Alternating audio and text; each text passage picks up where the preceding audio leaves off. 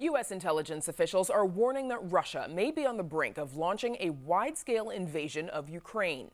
Satellite photos appear to show a large deployment of Russian forces, including tanks and artillery, on the Ukraine border. U.S. diplomats are scrambling to respond, and President Joe Biden is expected to have a video call with Russia's President Vladimir Putin tomorrow. Here's what U.S. Secretary of State Antony Blinken had to say late last week after a meeting with his Russian counterpart, Sergei Lavrov. It's now on Russia to de-escalate the current tensions by reversing the recent troop buildup, returning forces to normal peacetime positions, and refraining from further intimidation and attempts to destabilize Ukraine. So joining us with their analysis are Alberto Cole, professor of law and U.S. foreign relations at DePaul University.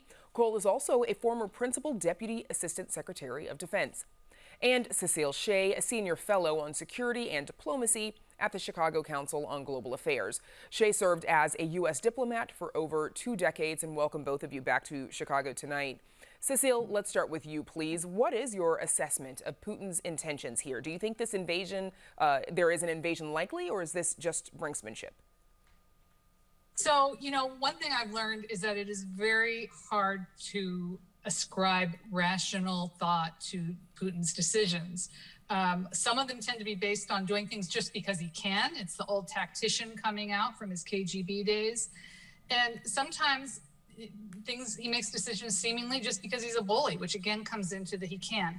I think this time, though, that there may be some strategic reasons, because if he backs the U.S. and Europe into a corner on this, and he already has, it puts President Biden in a very difficult position, both domestically and internationally, and it puts the European leaders in a very difficult position, including the brand new chancellor in Germany. I mean, she's been in office for a week or two, and now she would face this really, really difficult situation. So I think that if no matter what, he is seeing this as a real test of the U.S. and of the European powers, and he probably looks at it as being a pretty good opportunity for him to score some points domestically among the Russian people who are going to like his standing up to the West. Alberto Cole, same question to you. What is your assessment of what Putin is up to? I think he has a whole range of possible scenarios. And I think this massive buildup gives him the opportunity to actually invade Ukraine if he senses that this is a good window of opportunity for him. He may feel that given the United States' preoccupation with domestic politics, Europeans' current divisions and disagreements, that this may be a good window of opportunity to seize Ukraine. He definitely has that as a long-term goal. He wants to dominate Ukraine. He sees the loss of Ukraine as catastrophic for Russia and as key to reestablishing Russia's great power status. But on the other hand, he may also decide to use this simply as a probe to see how the West would respond, to see how the Europeans would respond, NATO, the United States, and there draw lessons for future action. And in the meantime, of course, he's keeping Ukraine completely destabilized. This is keeping Ukraine from making economic and political progress because they constantly have to worry about a major Russian invasion of their territory. So to the extent that Putin uses these massive troop concentrations and threats every year, every couple of years to destabilize the Ukrainians, he is also keeping Ukraine much weaker politically and economically. Alberto, sticking with you for a second, how does Putin view the U.S. and its allies in Europe? Will he be deterred by whatever response the U.S. and its allies should come up with?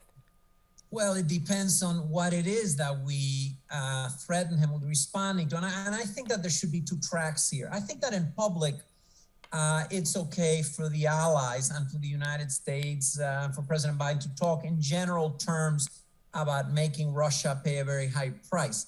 That's okay publicly. But I think that the president needs privately to convey to Putin the message that in addition to these very steep costs, which we assume would be economic, that the United States might take military action. This is something that I think could be and should be conveyed only in private.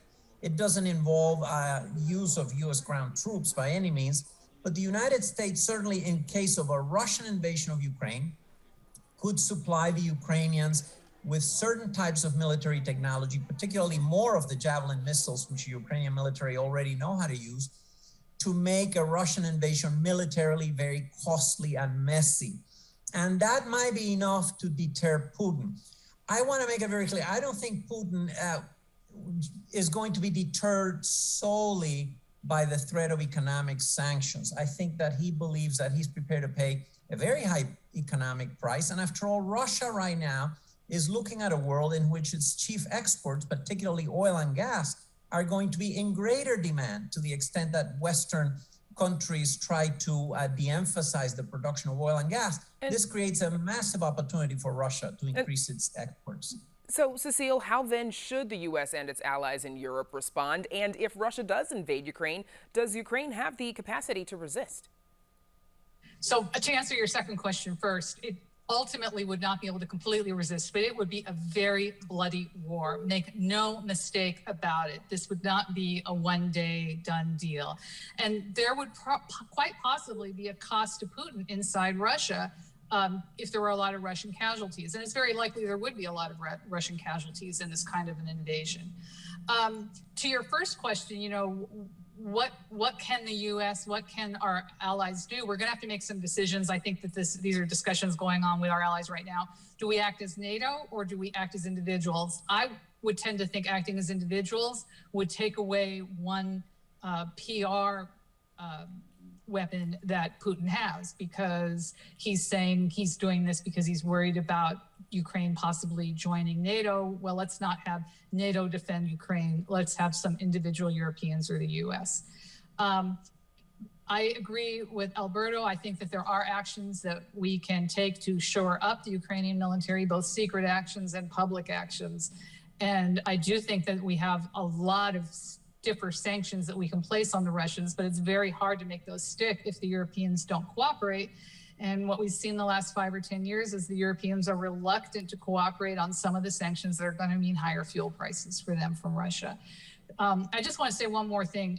You know, people say, well, how does this matter to the U.S.? You know, don't forget Ukraine shares a long border with Poland and with other NATO allies. But really more importantly, we are a country of values. The Ukrainians have a right to self-determination, no matter what the Russians keep saying. They are a distinct people with a distinct language.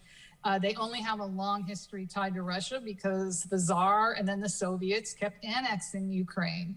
And we should be able to stand by the Ukrainians and their desire to align themselves with Western ideals, with Western economic norms, and with the international rule of law. And of course, we know that President Biden and President Putin are scheduled for a video call tomorrow.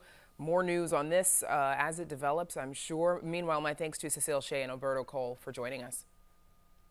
Thanks a lot.